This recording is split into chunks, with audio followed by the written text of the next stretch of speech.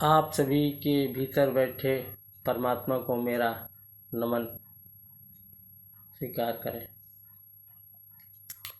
आज का मेरा विषय यह है कि अष्टांग योग के जो 8 नियम होते हैं वे हमारी कुंडलिनी शक्ति और हमारे शरीर में स्थित 6 चक्रों को किस प्रकार से प्रभावित करते हैं। हमारे शास्त्रों में वर्णित मुख्य चक्र जो हमारे शरीर में सक्रिय और निष्क्रिय अवस्था में होते हैं वे 6 प्रकार के होते हैं। इन्हीं चक्रों में सारे मौलिक गुण और अवगुणों का निवास स्थान होता है। प्रत्येक मनुष्य किसी न किसी चक्र से प्रभावित होता है। जैसे मूलाधार चक्र से प्रभावित व्यक्ति असुरक्षा की भावना से ग्रसित होता है और उसमें विविध कामनाओं का निवास होता है। इसके मूल में ही मूलाधार चक्र के मूल में ही हमारी कुंडलिनी शक्ति सुप्तावस्था में होती है। आपको ये जानकर आश्चर्य होगा कि योग में बताया गया 8 नियम ही हमारी सुप्त कुंडलिनी शक्ति को किस प्रकार से सक्रिय करके हमारे चक्रों को सक्रिय करने में सहायक होते हैं। जब हम अपने जीवन में योग के पहले नियम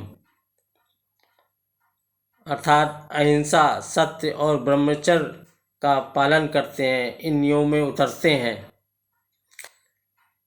तो हमारी कुंडलिनी शक्ति सक्रिय होकर ऊपर की ओर उठने लगती है और व्यक्ति के भीतर असुरक्षा और भय की भावना का स्वतः ही नाश होने लगता है। जब हम अष्टांग योग के दूसरे नियम अर्थात शुद्धता, संतोष, तप और स्वाध्याय का पालन करते हैं तो स्वाधिष्ठान चक्र सक्रिय होने लगता है और व्यक्ति में वीरता, कला, साहित्य, प्रेम आदि जैसे गुणों का विकास धीरे धीरे होने लगता है। अष्टांग योग का तीसरा नियम आसन होता है और ये बड़ा महत्वपूर्ण आसन जो नियम होता है आसन, इसको सिद्ध करना हमारे जीवन में महत्वपूर्ण प्रक्रिया की शुरुआत होती है। जब हमारा आसन सिद्ध होता है अर्थात हम शांत चित्त की अवस्था में एक निश्चित समय अवधि तक बैठने में सक्षम हो जाते हैं तो हमारा मणिपूरक चक्र सक्रिय होने लगता है और कुंडलिनी शक्ति की ऊर्जा वहाँ एकत्रित होने लगती है।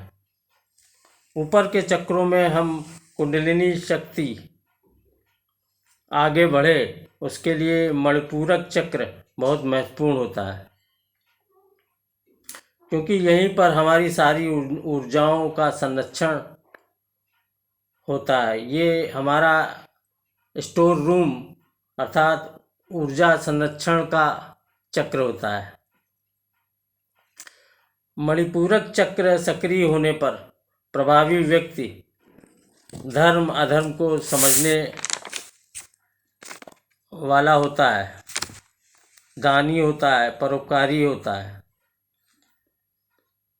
इसी प्रकार प्राणायाम का संबंध हमारे अनाहत चक्र अर्थात हृदय चक्र से होता है। इस चक्र से प्रभावित व्यक्ति संत, कवि, गायक, कलाकार आदि होते हैं। इसी प्रकार हमारी कुंडलिनी शक्ति धीरे धीरे क्रमशः आगे बढ़ती है। जैसे जैसे हम क्रमशः अष्टांग योग में प्रत्याहार, धारणा, ध्यान के नियमों का पालन करते हैं और इसमें विकास करते हैं, वैसे वैसे हमारे आगे के चक्र विशुद्धि, आज्ञा चक्र और सहस्त्रार सक्रिय होने लगते हैं और होते हुए दिखाई भी पड़ने लगते हैं। इस पूरी यात्रा में नाम जाप, अपने इष्ट देव के मंत्र का जाप, ध्यान आदि कुंडलिनी जागरण के मुख्य उपकरण होते हैं। ऐसा मेरा अध्ययन है और मानना भी है और अनुभव भी है। प्रणाम।